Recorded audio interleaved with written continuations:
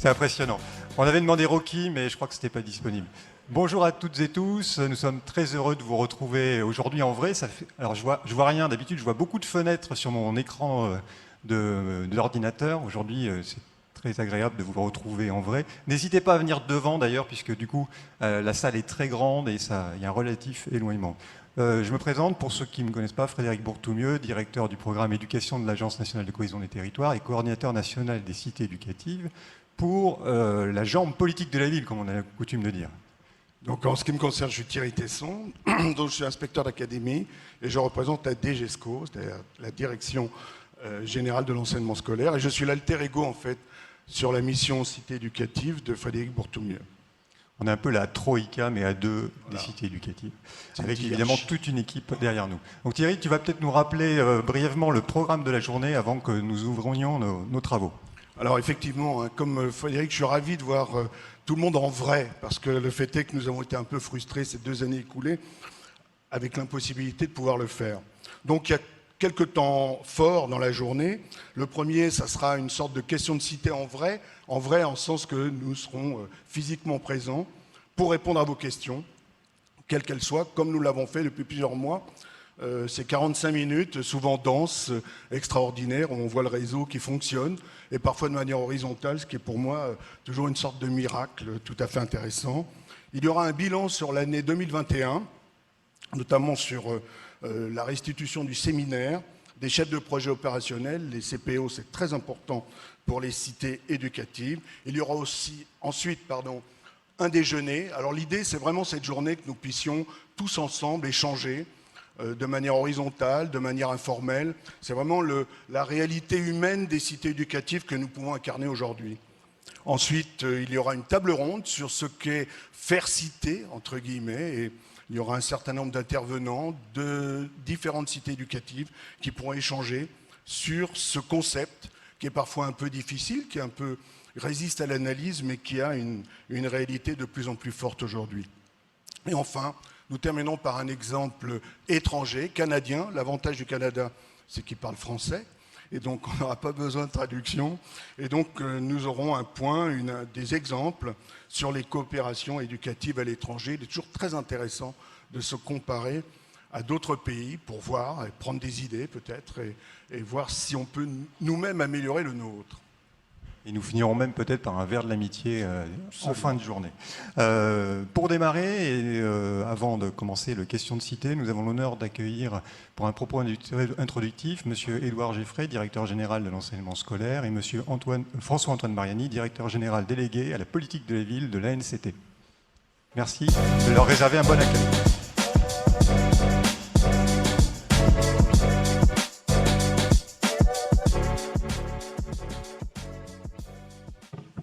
Bon, allez, ça marche. Bonjour à tous. Alors, on va faire une introduction à deux voix avec mon ami et co-religionnaire pour vous accueillir aujourd'hui. Peut-être 2-3 mots. D'abord, ça fait quand même du bien de se retrouver en présence, et donc je remercie vivement la NCT qui a permis l'organisation de tout ça, dans des conditions qui sont un peu privilégiées en termes d'espace et d'accueil, mais qui traduisent en fait la volonté qu'on avait collectivement de bien vous accueillir.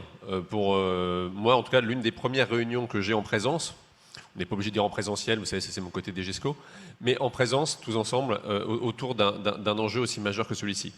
Le deuxième point, c'est pour souhaiter la bienvenue à tous ceux qui représentent les 74 nouvelles cités éducatives, puisque vous savez que c'est un processus qui n'a pas cessé de s'étendre depuis 2019, et on est maintenant donc à 200 cités éducatives.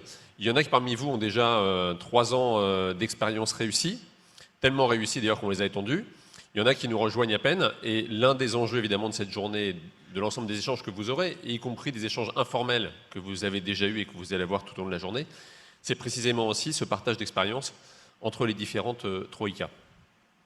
Troisième élément sur lequel je me permets de revenir, je voudrais peut-être juste remettre, alors non pas en perspective, parce que vous connaissez la perspective par cœur, mais dans le contexte de la politique globale égalité des chances, l'objet cité éducative.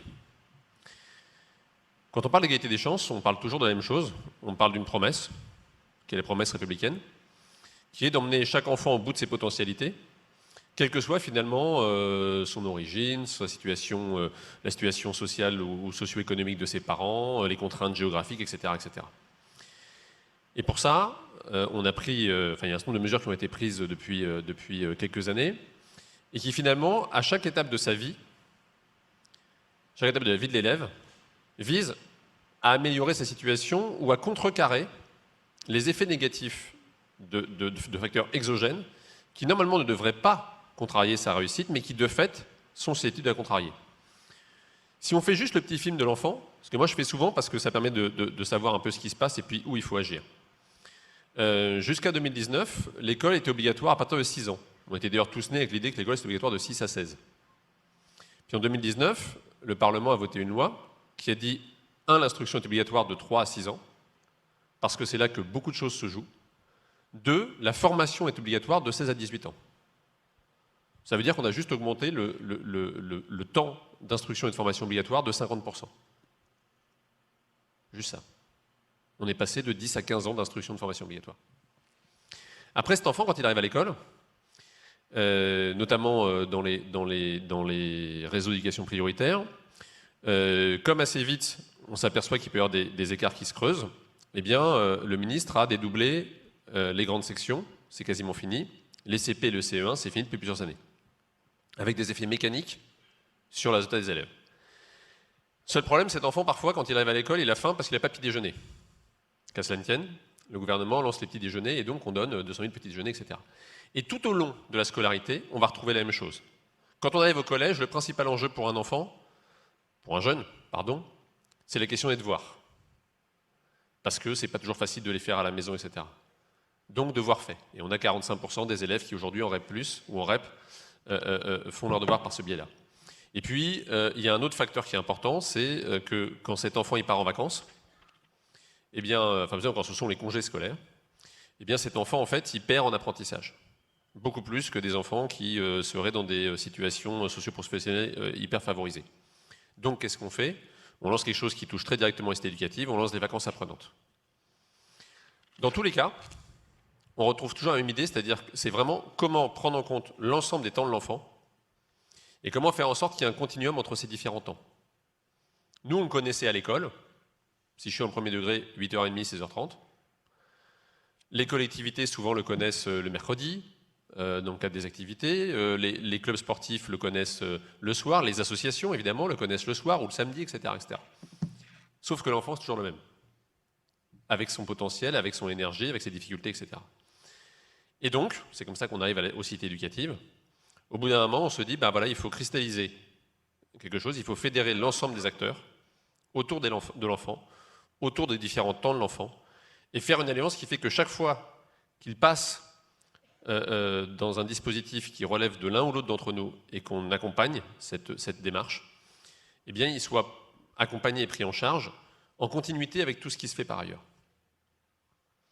Et c'est pour ça que les cités éducatives, c'est d'abord un objectif, c'est tenir la promesse républicaine que je viens de mentionner dans des conditions et dans des territoires particuliers, mais c'est surtout une méthode, c'est-à-dire faire en sorte qu'on travaille ensemble, de manière complètement intégrée, autour des temps de l'enfant, et en partant de la réalité territoriale.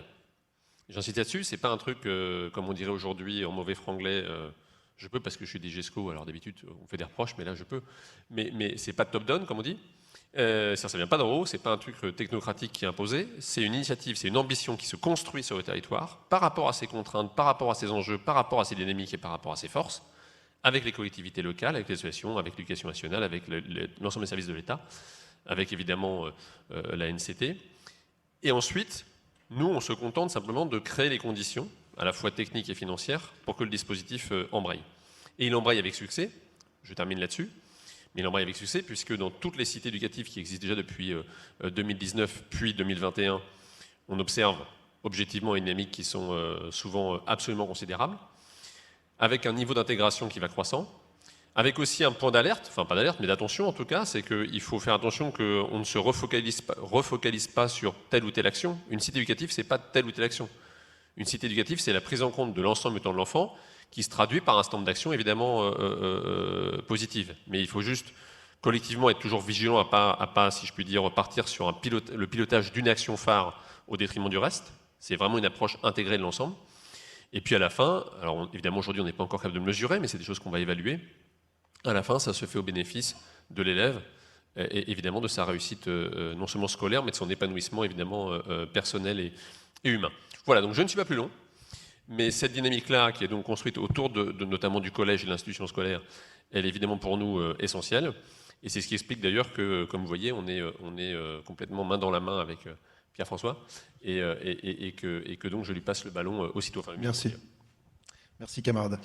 Bon, je ne vais pas renouveler le plaisir de voir des gens en vrai, comme dirait mon fils, après avoir passé 2 ans à vous parler par le truchement d'un ordinateur. Évidemment, je remercie les parlementaires, les élus qui nous ont fait le plaisir d'être présents aujourd'hui. Je salue Sylvie Charrière, qui est en charge du CNO et qui a joué depuis le début un rôle essentiel. Je te remercie, Édouard, d'être présent. Ça démontre la nécessité, en tout cas le fait que nous travaillons les uns et les autres de façon très complémentaire. Je vais aussi remercier les équipes de la coordination nationale qui sont un peu éparpillées partout et qui, quand ils m'ont parlé de cette histoire il y a 2-3 mois, je pense, je les ai pris un peu pour des fous parce que l'incertitude sanitaire faisait que se retrouver dans une salle comme ça aussi nombreux me paraissait improbable. Et vous avez pris le pari, vous avez réussi. Et je pense que la journée sera très bonne. La fortune sourit aux audacieux. Je vais être très bref et essayer de ne pas être trop redondant avec les propos qu'a tenus Édouard. Vous le savez, les habitants des quartiers prioritaires, ils sont confrontés à une multitude de difficultés, souvent plus profondes que dans d'autres territoires de notre République. Difficultés qui se sont fondamentalement accentuées malgré tous nos efforts collectifs lors de la crise sanitaire.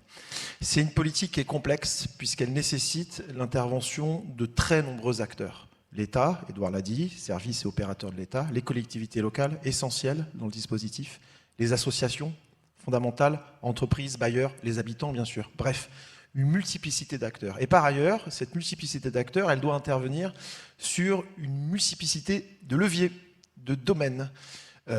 Puisque, vous le savez, dans ces quartiers, le chômage, le décrochage, puisqu'on parle d'école, la sécurité, etc., sont des difficultés majeures et plus importantes, comme je le disais auparavant. Donc, c'est une politique complexe qui nécessite, comme l'a dit Édouard, un peu de méthode et qui nécessite d'intervenir de façon, je veux dire, mirvée. Vous voyez, Mirvé, un missile Mirvé, c'est un missile qui a plein de missiles. Enfin, je ne devrais pas utiliser ce type en ce moment. Donc, je retire de façon plurielle. Voilà. J'ai perdu le fil. Bon, bref. Donc, on doit intervenir sur la sécurité, le cadre de vie, l'emploi, le développement économique et l'éducation, qui est, de mon point de vue, tu ne me démentiras pas, la clé de voûte de nos politiques dans ces quartiers-là. Depuis longtemps, on s'est collectivement beaucoup investi sur ce domaine éducatif. Je pense d'abord aux collectivités locales, qui ont fait beaucoup.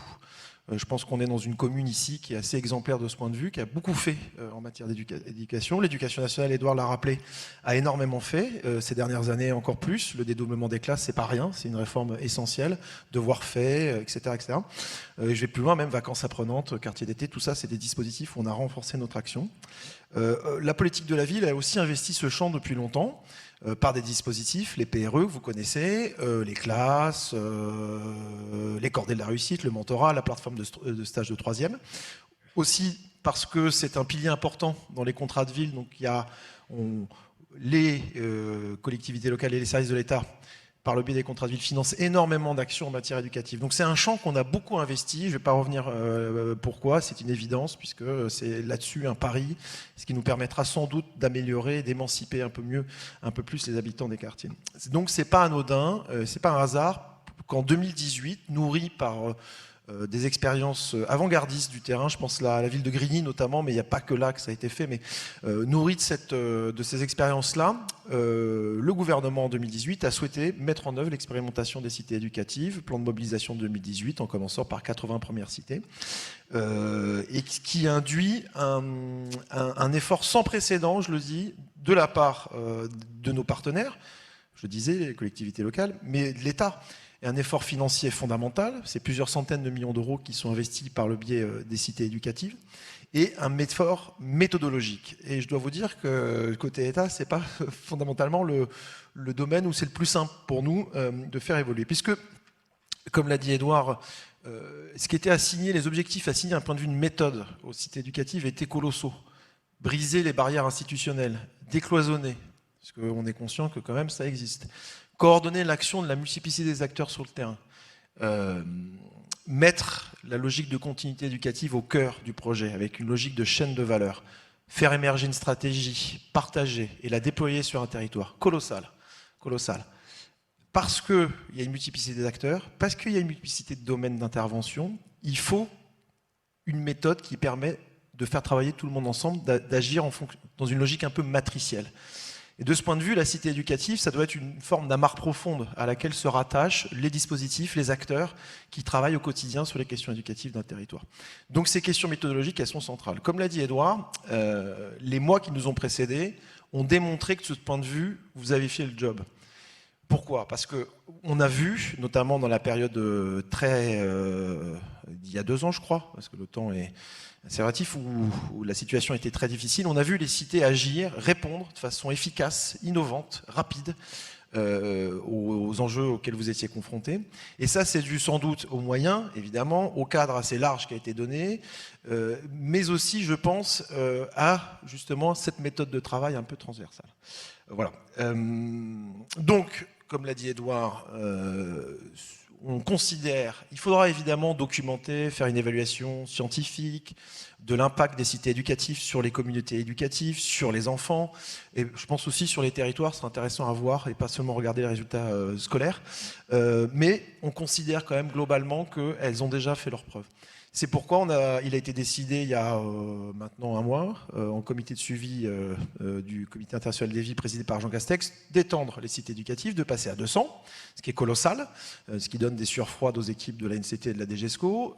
Aujourd'hui, ça couvre 400 quartiers, ça concerne près d'1 million de jeunes. C'est pour que vous voyez un peu la dimension de ce dispositif. Il y a des questions sur la suite. Il appartiendra aux autorités politiques de décider si ce dispositif doit être prorogé, mais les signaux qui nous ont été donnés il y a quelques semaines démontrent qu'on n'est pas trop inquiet, puisque le Premier ministre a souhaité étendre et proroger le financement des 80 premières, dont le financement arrive à échéance en décembre prochain. Il appartiendra aux autorités politiques de décider s'il faut généraliser, étendre ces dispositifs aux ruraux. Donc mon message, c'est ne vous inquiétez pas, restez sur votre, non pas votre couloir de nage, parce que c'est pas très transversal, mais en tout cas restez dans votre pack, dans votre logique de banc de poissons, et on vous dira ensuite comment les choses évolueront, sachant qu'on aura tous les deux à cœur, et le CNOE aussi et nos autorités politiques, de faire en sorte que ces dispositifs ne soient pas dévoyés et transformés, et qu'ils restent cette espèce de plateforme où beaucoup d'acteurs interviennent en même temps.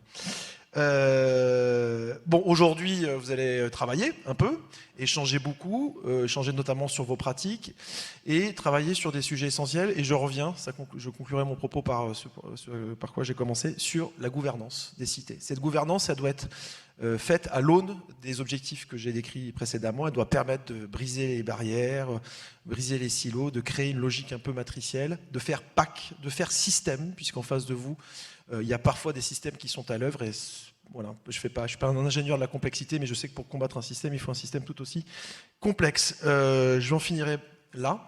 Vous dire que nos équipes, que je remercie encore pour le boulot au quotidien remarquable qui est fait, pas simple parce que c'est un objet politique maintenant, donc c'est jamais simple quand ça devient un objet politique. Je les remercie à nouveau. Je vous remercie tous pour votre investissement. La réussite que nous avons aujourd'hui est une réussite collective. Voilà. Et je finirai par une citation que j'ai apprise dans une de nos nombreuses réunions, tu sais, où on nous apprend le management, parce qu'on est des hauts fonctionnaires qui ne savons pas manager. Et donc je l'ai retenue et je la partage avec vous.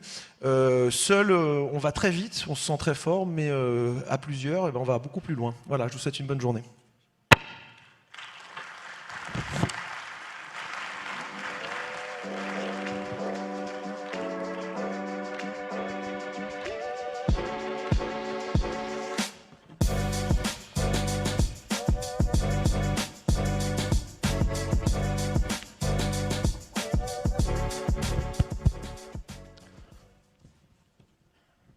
Alors, les poissons que nous sommes reviennent sur scène.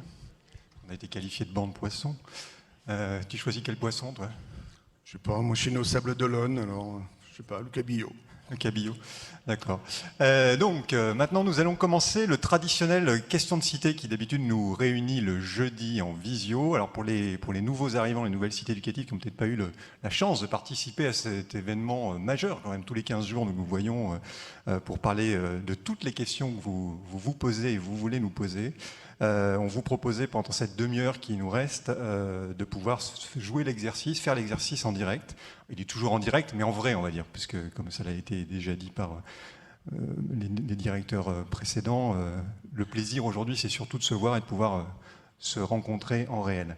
Donc l'exercice est peut-être plus compliqué, il y a toujours l'exercice de la première question, mais ce que je vous propose, c'est d'ouvrir ce question de cité tout de suite. Donc vous verrez qu'il y a des personnes qui vont vous passer le micro. N'hésitez pas à lever la main, à nous interroger. Comme d'habitude, on essaiera de répondre sans phare, honnêtement, directement à vos questions.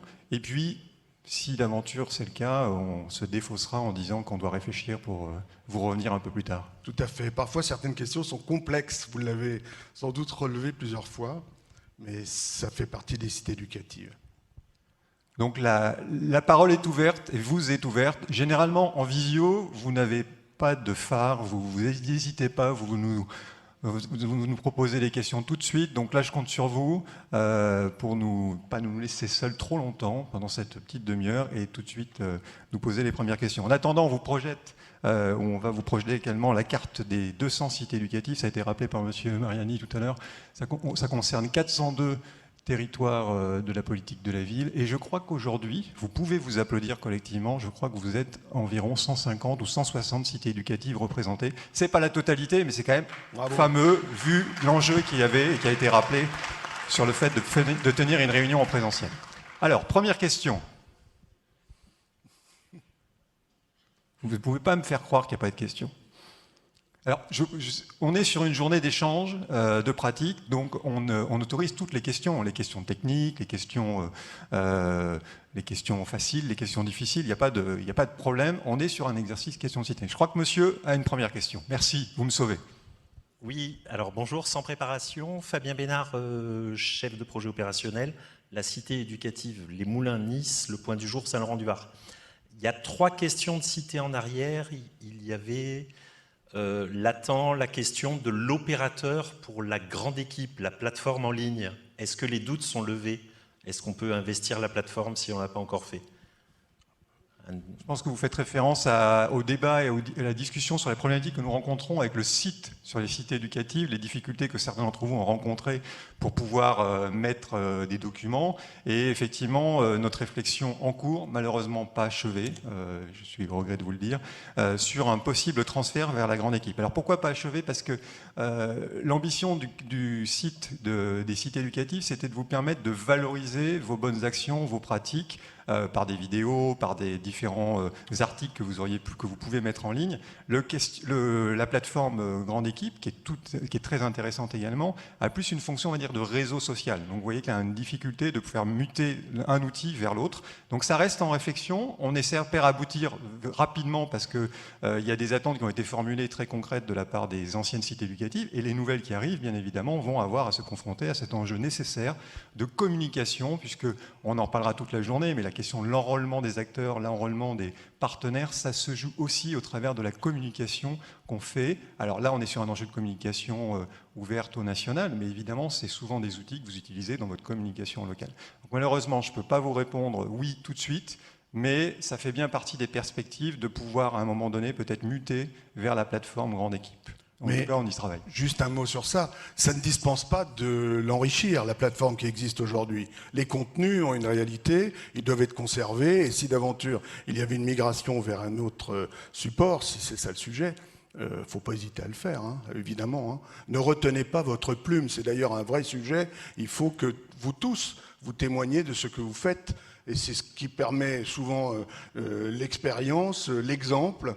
Et on le voit d'ailleurs lorsqu'on fait question de cité, je le dis souvent, mais quand je regarde le chat sur le côté et qu'il y a des réponses qui émanent de collègues, sans même que nous intervenions, c'est exactement ce qu'il faut faire. Donc la plateforme, chers collègues, il faut l'utiliser, celle qui existe actuellement. Les contenus ne seront pas perdus. Hein. Alors. Bonjour. Véronique. Oui. Véronique Raymond, je suis déléguée du préfet et copilote de la cité éducative de Grigny. Et j'ai une petite question plutôt technique. On a pris la prorogation des cités jusque fin 2023. J'imagine qu'il y aura un avenant à faire signer. Est-ce qu'on peut avoir des petites informations là-dessus, s'il vous plaît? Oui, tout à fait. Donc effectivement, donc la bonne nouvelle, et qui a été rappelée par François-Antoine Mariani, c'est que le CIV, le comité de suivi du CIV du 29 janvier, a pris cette décision donc, de proroger les premières cités éducatives pour une année supplémentaire. Ça s'accompagne bien évidemment, vous ne posez pas la question, mais ça s'accompagne évidemment de moyens et du renouvellement de l'enveloppe à l'identique des 3 années précédentes sur cette année supplémentaire. Et effectivement, on va le traiter contractuellement sous forme d'un avenant. Donc on va vous proposer d'ailleurs, mais je crois que ça a déjà été fait, mais si ce n'est pas le cas, ça va être fait rapidement. Je sais qu'il y a qu'on n'a pas encore envoyé les avenants pour les petits cas, les cas, on va dire, différents, tels que les cités sœurs dont on a pu parler, ou certaines autres cités éducatives. Mais sur l'avenant de prorogation, on pourra vous donner des modèles, mais on est bien sur une logique d'avenant pour juste proroger la durée de votre cité éducative initiale.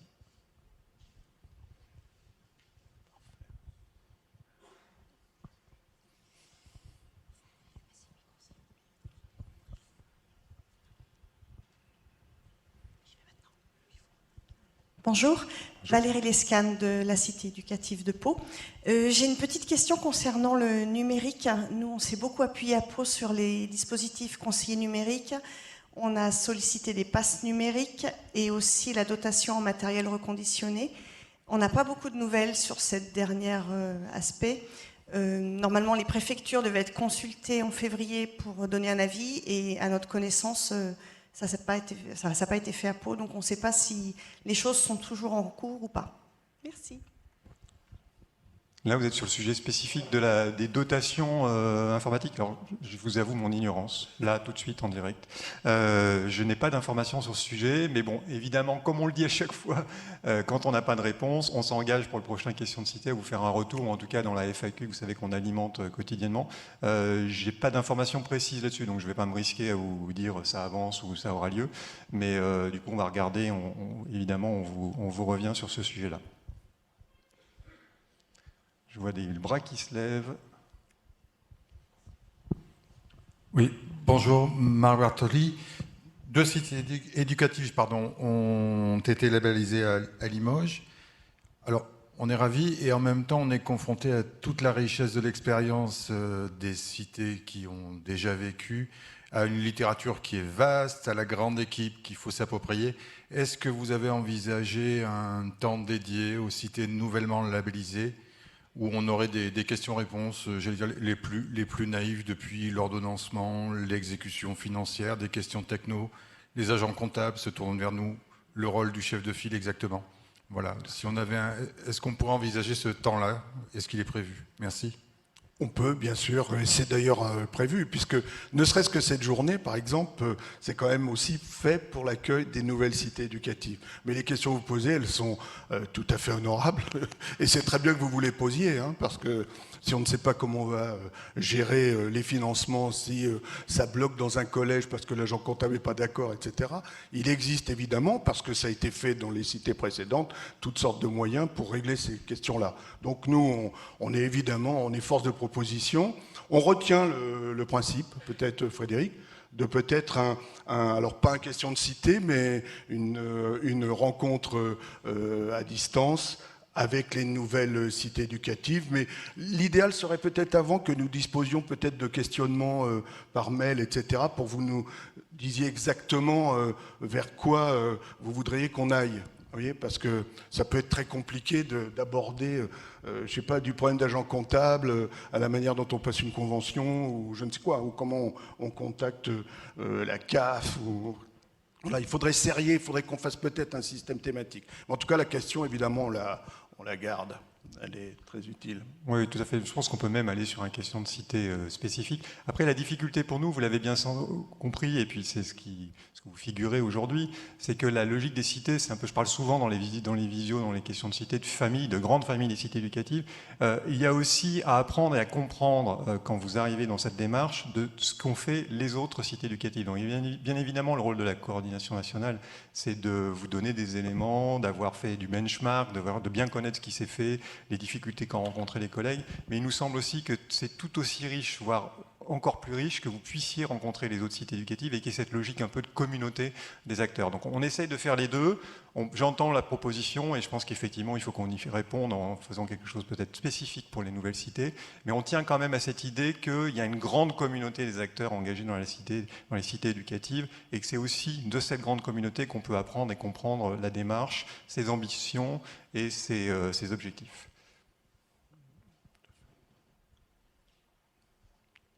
Bonjour. Il y aura une personne aussi. Oui, bonjour, Manuel Blasco, Cité éducative de Bourges. On a une question concernant la date de signature pour les nouvelles conventions. Il nous a semblé avoir vu 2 dates passer, fin avril et fin mai. Est-ce que vous pouvez nous confirmer la date? Merci. La date, c'est le plus tôt possible. Puisqu'en fait, techniquement, vous êtes déjà en cité éducative, donc rien ne vous empêche de démarrer. Je rappelle que la cité éducative, c'est la mise en commun, la mobilisation des dispositifs préexistants sur un territoire, et donc des moyens aussi qui sont afférents, qui sont disponibles sur le territoire. Donc être en cité éducative, être labellisé cité éducative, ce n'est pas nécessairement attendre la convention pour commencer à travailler. La convention, elle va régler d'autres aspects, et notamment l'aspect financement spécifique de l'État pour la cité éducative. Donc le plus tôt possible, c'est ni avril ni mai, ça pourrait être même en amont, mais je sais qu'il y a des problèmes, il y a éventuellement des questions de conseils municipaux qui doivent statuer sur l'autorisation de signer ces conventions. La convention, elle va permettre de déléguer très rapidement et de rendre possible l'utilisation des crédits spécifiques pour les cités éducatives. Donc il n'y a pas de date en tant que telle, il y a une ambition collective qu'on doit avoir de faire en sorte que ça soit le plus rapide possible pour que le plus rapidement possible vous puissiez bénéficier des crédits et commencer à les utiliser avant l'été et qu'on ne traîne pas et qu'on n'ait pas des phénomènes de sous-consommation à la fin de l'année. Tout à fait. Parce que si vous y prenez après les vacances d'été, ça va être compliqué. Vous avez la chance, pour les 74 nouvelles, vous savez, on a un peu changé le dispositif de décision et de labellisation des cités éducatives avec cette 3e phase. La chance que nous avons collectivement pour ces cités éducatives-là, c'est justement de pouvoir commencer très tôt dans l'année. Là où, par exemple, les 46 qui ont été labellisés l'année dernière pourront nous le dire, pourront en témoigner, le dispositif tel qu'il avait été proposé nous a amené parfois à signer des conventions très tardivement, plutôt vers septembre-octobre, et donc à ne permettre la consommation des crédits dédiés qu'à ce moment-là, et donc à avoir des phénomènes de sous-consommation qui ont entraîné beaucoup de difficultés pour les acteurs. Donc on a essayé d'éviter ce phénomène-là. Donc voilà, encore une fois, dès que possible, si vous avez signé vos conventions, les crédits pourront être délégués. Ce que je sais a priori, c'est qu'en tout cas nous, du point de vue central, ils seront délégués dans les préfectures très tôt ou très rapidement maintenant. Oui, bon. Allô ? Bonjour, oui, Vincent Lardy, ville de Cergy, donc nouvellement labellisé.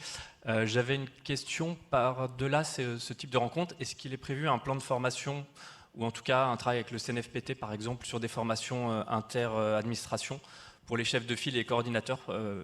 Ça peut être intéressant de leur donner par exemple sur une semaine. Je sais que ça s'est vu sur le PRE par exemple, des cycles de formation qui sont apparus et qui permettent pendant 3 jours, une semaine, pour les chefs de file éducation nationale ou les coordinateurs, de travailler un peu plus sur le fond, sur ce type de dispositif. Merci. Alors c'est vrai qu'on a, dès le départ des cités éducatives, on avait caressé l'espoir de pouvoir réunir tous les chefs de file spécifiquement pour qu'il y ait une sorte de, comment dire, de partage un peu de culture, puisqu'on est quand même là dans les troïkas avec des cultures différentes. Moi qui suis un garçon de l'éducation nationale, je sais que nous, on a une culture assez lourde, on va le dire comme ça.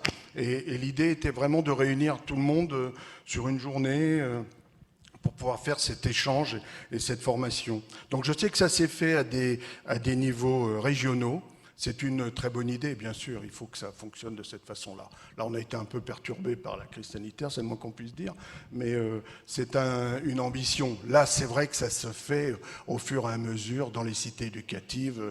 Le principal de collège qui est désigné responsable de la Troïka, c'est vrai que parfois, ça serait peut-être plus pratique d'avoir une formation, tous ensemble, pour mieux comprendre peut-être le concept et puis la manière de le faire. Ça renvoie à la question des nouvelles cités qui découvrent et qui veulent savoir comment on fait. Oui, j'ajouterais que les cités éducatives, je le dis souvent, il y a un enjeu de transformation des pratiques. C'est-à-dire qu'il n'est pas aisé. S'il allait de soi de travailler sur des stratégies communes, de travailler sur des cohérences à l'échelle d'un territoire, de travailler sur des stratégies communes, on n'aurait pas eu besoin de faire cette démarche des cités éducatives. Donc, dès lors, puisqu'on fait néanmoins avec les mêmes professionnels qui sont présents sur le territoire, il y a évidemment un enjeu de formation, vous avez raison. Alors, spécifiquement sur votre question sur le CNFPT, la NCT a des partenariats avec le CNFPT. Pour le moment, je ne peux pas vous dire qu'on a calé et proposé des formations. L'enjeu considérable, et c'est ce que vient de dire Thierry, je pense que les enjeux de formation sur les cités éducatives, c'est d'arriver à faire des formations interprofessionnelles et pas rester dans des lignes d'eau où on aurait les formations des personnels qui dépendent des collectivités, les formations qui seraient faites à l'éducation nationale, qui seraient très intéressantes bien entendu, mais qui finalement ne formaliseraient pas et n'incarneraient pas cette logique que nous souhaitons développer avec les cités éducatives. Donc, le chantier que nous avons collectivement, et là finalement les 3 années supplémentaires que nous venons de gagner, puisqu'on a finalement en creux quand même 3 ans de plus, même si évidemment je sais bien que par des effets générationnels, certaines cités s'arrêteront dans 1 an, d'autres dans 2, d'autres dans 3, mais on a quand même un peu de temps devant nous pour travailler. Ça sera sans doute effectivement peut-être d'adresser cette question, cet enjeu de la formation. On en a déjà discuté avec la DGESCO sur des enjeux de formation commune, interprofessionnelle, tout en sachant qu'il y a de la complexité. Là aussi, si ça s'est peu fait souvent par le passé, c'est qu'il y a quelques freins à dépasser. Mais bon, on a gagné en agilité, donc on devrait y arriver. Il y a vraiment l'idée de faire une fonction, vous voyez, c'est l'idée qui découle des cités éducatives. J'ai toujours, moi, un principal de collège, chef de file, et c'est plus le même boulot que ce qu'il faisait avant, vous voyez. Et donc ça c'est une réalité pour un réseau de cités éducatives, qu'il y ait cette sorte de fusion de fonctions. Moi, ça me paraît quelque chose de très, très important. Parce que, quelque part, vous créez une situation qui fait qu'on ne peut plus revenir en arrière. C'est ça le principe. Alors, il y a aussi une dame devant, je le dis pour les personnes qui passent le micro, qui a levé la main plusieurs fois. Catherine Marienne, déléguée de la préfète pour l'Indre-et-Loire, donc sur la ville de Tours. Pour le quartier du Sanitas nouvellement labellisé. Moi, j'ai une question sur les modalités d'exécution financière, puisque donc on s'interroge sur la possibilité de pouvoir faire commencer des actions et un programme d'action avec les acteurs en septembre, mais qui pourrait couvrir l'année scolaire, c'est-à-dire aller jusqu'en juin de l'année suivante. Donc, est-ce que ça, c'est possible de faire un report d'action, de pouvoir fonctionner sur une année scolaire et ne pas être, comme vous disiez tout à l'heure, en sous-consommation? Alors, ça nous fait un peu peur, parce qu'on vient d'apprendre effectivement le montant qui va être alloué à la cité éducative du Sanitas, et on est un petit peu impressionné, et on se dit qu'on va avoir effectivement un montant, je me dis d'une manière un peu triviale, mais à dépenser jusqu'en décembre 2022. Et donc voilà, donc ma question, c'est de savoir si on peut effectivement reporter et faire les actions jusqu'à 2023. Merci. Oui, parce que c'est un vieux sujet, vous savez, quand vous êtes de l'éduc, il y a l'année civile. Alors il y a même eu des utopistes qui voulaient que l'année scolaire soit l'année civile. Moi j'étais pour être franc, on commence le 1er janvier, tout le monde est content, et il n'y a plus de problème finance, de machin, de chevauchement. Alors Frédéric a des réponses, parce que bien sûr le cas se pose, et ça n'arrête rien, bien sûr. Donc effectivement, le cas se pose, et il s'est d'autant plus posé pendant la crise sanitaire, notamment parce que ça a gelé quand même la capacité, même si ça a été rappelé tout à l'heure, les instituts éducatifs se sont fortement mobilisés au moment notamment du premier confinement. La réalité objective, c'est qu'il y a eu des choses qui n'ont pas été rendues possibles aussi par cette problématique, et donc on a été confronté à cette logique de sous-consommation, sous-engagement, on va dire. Donc oui, c'est tout à fait possible. Nous, au démarrage, quand vous m'auriez posé la question il y a 3 ans, je vous aurais dit non, c'est hors de question, je veux une exécution budgétaire en année civile. Parce que voilà, je ne suis pas le budgétaire de l'équipe, mais néanmoins, je sais qu'a priori, c'est mieux que ça commence le 1er janvier et que ça s'arrête au 31 décembre. Bon, la réalité objective de nos questions, de nos sujets, c'est qu'en fait, il y a des temps différents. On le sait, les cités éducatives, c'est aussi l'enjeu du scolaire, des actions avec l'école, et donc il faut rendre possible ce genre de choses. Donc je vous rassure tout de suite, il est tout à fait possible d'engager des choses à partir de septembre. Alors on n'est pas forcément toujours, alors je ne vais pas rentrer forcément dans la mécanique, mais vous trouverez en la personne des délégués du préfet, notamment qui travaillent avec vous dans les troïkas et des correspondants dans les services déconcentrés, des ressources très fortes, ils savent faire. Il y a une certaine agilité aujourd'hui de la politique de la ville pour permettre des engagements en fin d'année avec des bilans qui sont à rendre juste en juin. Donc, voilà. Donc il y a des mécanismes possibles. Par ailleurs, je pense que les collègues ici présents en seront d'accord, on a relativement été souple. L'idée, je vais vous dire une conversation que j'ai eue une fois avec la DGCL sur ces questions de report, et on a été d'accord pour se dire à la fin de la réunion que l'enjeu surtout, c'était pas de demander les sous aux collectivités et aux cités éducatives. Et que donc il fallait qu'on rende de toute façon les choses suffisamment souples pour que l'ensemble des enveloppes affectées soient bien dépensées dans les cités éducatives. Donc on trouvera toujours des mécanismes pour vous permettre, soit par des reports, soit par des mécanismes qui sont légaux, hein, bien évidemment, d'engager tous les crédits jusqu'au bout. Donc soyez rassurés là-dessus. Et je note malgré tout, et j'en suis heureux, que certains territoires sont agréablement surpris des enveloppes. J'imagine que d'autres ont été déçus, mais je suis content que la première personne qui en ait parlé nous ait dit le contraire et nous ait dit à quel point elle était heureuse de l'enveloppe attribuée, qui était sans doute peut-être au-dessus de celle demandée. Et vous noterez, pour juste un mot, c'est que quand même il y a une sacrée souplesse quand même. Hein. Alors ça explique peut-être, enfin ça s'explique probablement par les impératifs liés par exemple à la crise sanitaire, mais enfin je n'ai pas en mémoire des endroits où on a bloqué le truc en disant non on ne paiera pas ou des choses de cet ordre, en aucun cas. Donc alors oui, faut être toujours le bon sens. Vous savez, les listes éducatives, ça doit être le bon sens, le terrain, des réponses simples, robustes, pratiques. Voilà, et c'est comme ça que ça fonctionne.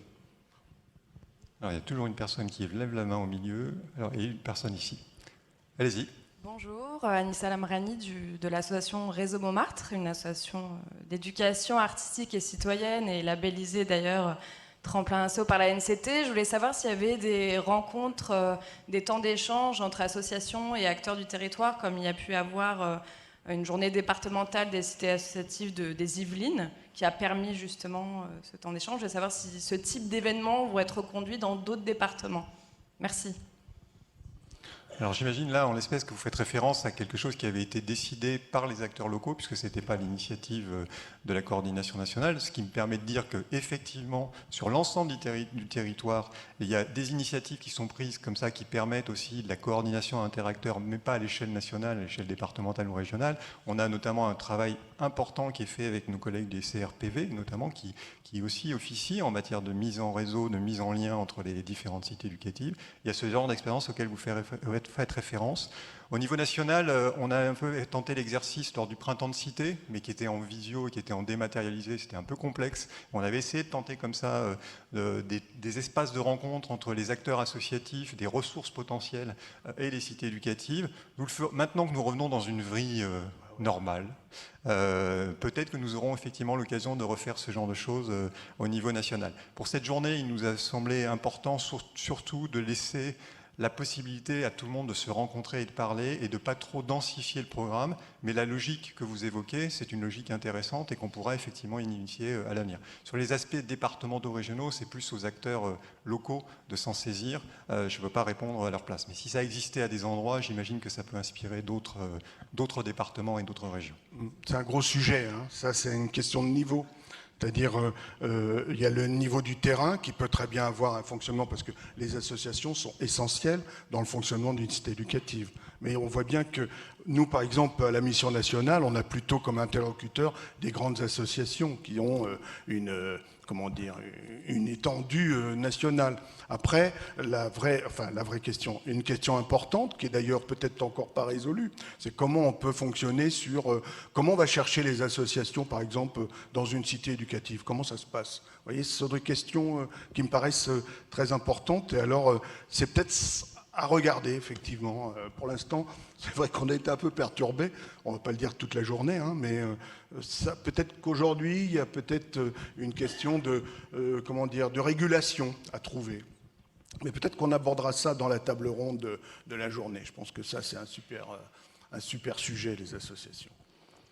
Alors, avant de passer la parole à une autre intervenante, je souligne juste qu'il nous reste 2 minutes 09. On a un timer ici en face qui nous rappelle à nos obligations. Donc, on va encore pouvoir prendre 2, peut-être 3 questions, parce qu'on va s'autoriser peut-être à dépasser, mais pas beaucoup plus, parce qu'après, je vais me faire gronder. Je crois que, madame, vous avez enfin eu le micro. Oui, bonjour. Clémentine Mouilleron, cité éducative de Chambéry. On souhaitait savoir si la dotation généreuse qui nous a été allouée, on vous en remercie, peut nous permettre d'investir. On pensait à un équipement mobile pour intervenir dans les temps péri extrascolaires dans les quartiers.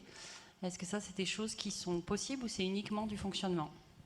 C'est uniquement en fonctionnement. Okay. On ne souhaite pas forcément... Alors, parce que si je vous répondais oui sur des équipements mobiles, ce qui serait à la limite de quelque chose entre du fonctionnement et l'investissement, j'aurais tout de suite des questions, sans doute, parce qu'il y en a eu, sur du bâtimentaire, des choses comme ça. Donc, pour le moment, on a souhaité exclure, et je rappellerai quand même de ce point de vue-là, que l'enveloppe citée État, P147, comme on le dit de façon prosaïque, n'est pas la seule dotation financière des cités éducatives. Il y a aussi toute la mobilisation de l'existant qui peut permettre l'investissement que vous évoquez. Et dans ce cas, appeler les fonds de la cité plutôt sur les aspects fonctionnement. Peut-être un poste qui peut être cofinancé grâce au crédit ou des expos, parce que je ne connais pas l'objectif de ce projet de mobilité, enfin de véhicules. Mais on en a eu des précédents. Je sais que par exemple, j'ai souvenir à Melun sur un cofinancement qui a été permis par la cité éducative pour un bus de la parentalité. J'espère, en tout cas j'aspire à ce que ça soit vrai, ce que je vais dire. Normalement, les crédits de la cité éducative n'ont pas permis l'achat du bus, mais ils ont permis le reste du projet et donc la réalisation effective du projet. Alors deux dernières questions, je ne sais pas, il y a 2 personnes, une personne ici, une personne là. Allez-y madame. Alors bonjour, Stéphanie Bagnolet, chef de file de la cité éducative de Le Port de l'île de la Réunion. Cité éducative labellisée lors de la première vague. Alors ma question, elle est assez technique et elle concerne essentiellement l'éducation nationale. Je souhaiterais savoir comment le chef de file, donc à la fois bien évidemment chef d'établissement, peut mener de concert sa mission de chef d'établissement d'un établissement relevant de l'éducation prioritaire renforcée et sa mission de chef de file. Tout en sachant que lorsque nous avons construit les cités éducatives, il était mentionné que nous aurions un moyen supplémentaire, notamment un adjoint qui viendrait en support aider le chef de file que nous sommes. Alors moi...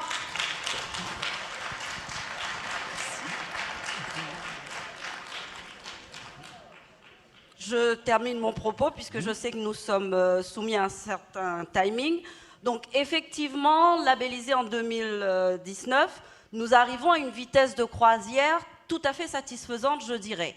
Le poste que nous avons en tant que chef de file est à la fois, je dirais, un poste de garde-fou, un poste politique, puisque nous avons regard sur toutes les actions qui sont menées sur le territoire. Donc, en ce qui me concerne, et je suis preneuse, puisque je pense que dans la salle, nous sommes bon nombre de chefs de file, de chefs d'établissement, je suis vraiment preneuse d'aide, de conseils, parce que j'arrive au bout, les journées sont longues, j'ai beau pousser les murs, mais là, sans moyens supplémentaires, je n'y arrive plus. Donc voilà, c'était une question, mais aussi une remarque et voilà, un sentiment que je voulais faire partager à mes collègues. Merci. Très bien. Alors, c'est vrai que lorsque nous faisons nos questions de cité, ça revient souvent, c'est vrai, et moi je représente l'éducation nationale, donc je suis évidemment un interlocuteur sur ce sujet précis. Alors, il y a toutes sortes de cas de figure, il n'y a pas de réponse absolue et universelle sur des moyens supplémentaires qui seraient donnés par l'éducation nationale pour évidemment épauler en quelque sorte le chef de file, le chef d'établissement qui est donc chef de file à la Troïka. Ce qu'on voit aujourd'hui, c'est qu'il y a toutes sortes de cas de figure selon les endroits. Il y a eu des postes qui ont été donnés à titre provisoire, il y a des réorganisations des réseaux d'éducation prioritaire et des cordeaux dont les missions ont été modifiées et auxquelles on donne le pilotage de la cité éducative en épaulement du chef d'établissement. Il n'y a pas de règles très compliquées évidemment pour moi, parce que moi je ne dispose pas évidemment d'un pouvoir budgétaire, hein, et l'éducation nationale fait déjà beaucoup dans le cadre des cités éducatives.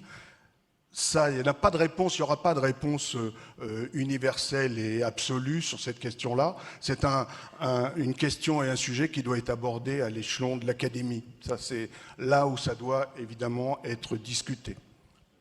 Voilà, c'est la réponse que je vous ferai. Elle est un peu politique, mais on ne peut pas l'éviter.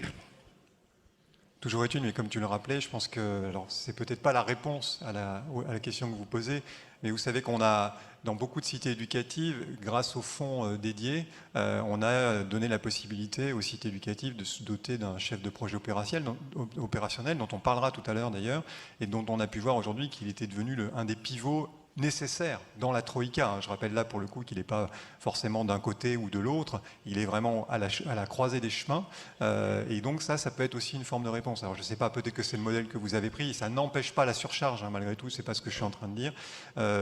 Donc ça fait partie effectivement des sujets, vous avez raison.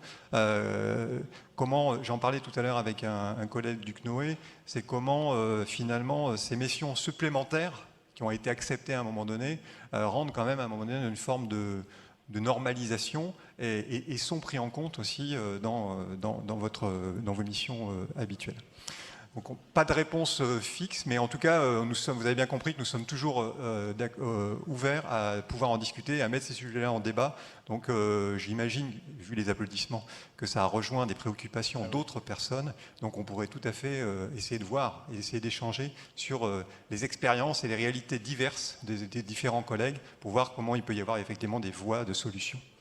Je crois qu'on va prendre une dernière question, puisque j'ai dépassé énormément, je n'ai pas encore eu de rappel à l'ordre, mais ce sera donc la dernière question pour cette question de cité. Mesdames et messieurs, bonjour. Josette Belloc, maire adjoint à la ville de Lormont, près de Bordeaux, labellisée en 2019. C'est vrai que par rapport à cette extension d'un an de plus, les nouveaux défis après 2 ans de confinement, les moments historiques que nous vivons créent aussi des nouvelles vulnérabilités dans une ville comme la nôtre qui a la moitié de sa population en quartier politique de la ville.